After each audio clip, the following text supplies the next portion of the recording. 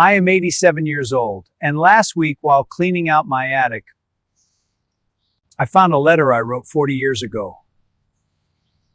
It was addressed to my daughter Sarah. I never sent it. And what I read destroyed me. Because that letter was full of promises. Promises I never kept. Long pause. It was 1984.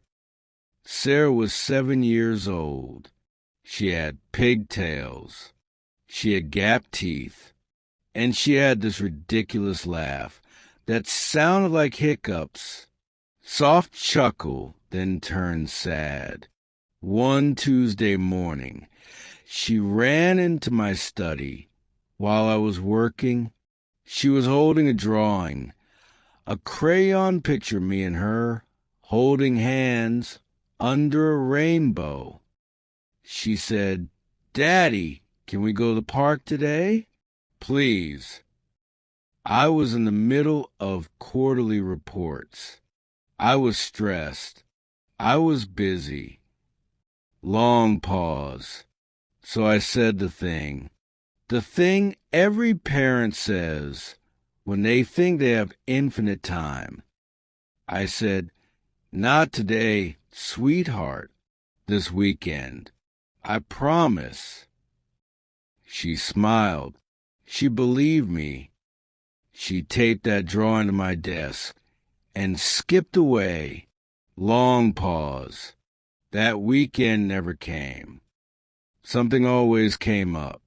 A client meeting, a business trip, a critical deadline. And you know what's funny? I thought I was doing the right thing. I thought I'm working hard for her. I'm building her future. She'll understand when she's older. Bitter laugh. She understood, all right. She understood that Daddy's work was more important than rainbow drawings. Long pause. Fast forward to 2003. Sarah was 26. Getting married. I was standing in my tuxedo, about to walk her down the aisle, and she looked at me with these careful eyes. Not angry eyes. Not hurt eyes. Just distant. Like she was looking at a stranger she was being polite to. Long pause. And she said, very quietly, "Thanks for being here, Dad." Not, "Thank you for everything." Not, "I love you, Dad." Just, "Thanks for being here." Like showing up to her wedding was some extraordinary act of generosity from me. Voice cracked slightly. I realized in that moment, standing at the church door, long pause. I had missed it. All of it. Long pause. I missed the school plays, the science fairs, the soccer games, the first boyfriend, the heartbreak, the graduations, the late night talks, the Sunday pancakes. Long pause. I was there physically, in the house, paying the bills. But I wasn't there. Long pause. And here's the part that kills me. She stopped asking. Somewhere around age 12, she stopped running into my study with drawings. She stopped saying, "Daddy, can we?" She learned. She learned that I had more important things to do. Long pause. Children stop asking when they stop believing you'll say yes. Long pause. So, this letter I found? It was written the night of her 7th birthday party. I had missed it. Again. Another emergency meeting. I came home to an empty house, cake half eaten, balloons deflating, and I felt guilty, clear as throat, so I wrote her this letter, full of things I was too cowardly to say out loud. Sarah, I know I'm not always there, but I'm doing this for you. One day, you'll have everything you need. A big house, college paid for, security, and you'll understand why Daddy had to work so hard. I promise, when things settle down, we'll have all the time in the world. Long pause. I sealed that letter, and I told myself I'd get to her someday, when she was older, when she'd understand.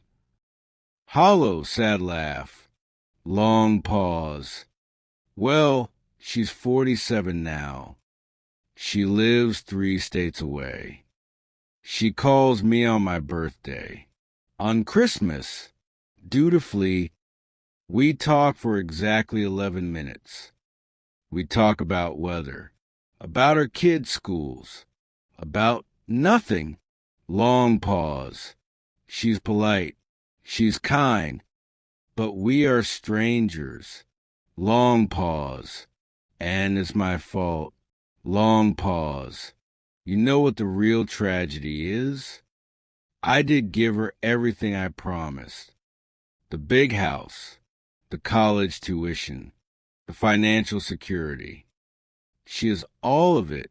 Long pause. But she doesn't have a father. She has a man who paid for her life. But wasn't I in her life? Voice breaks, emotional.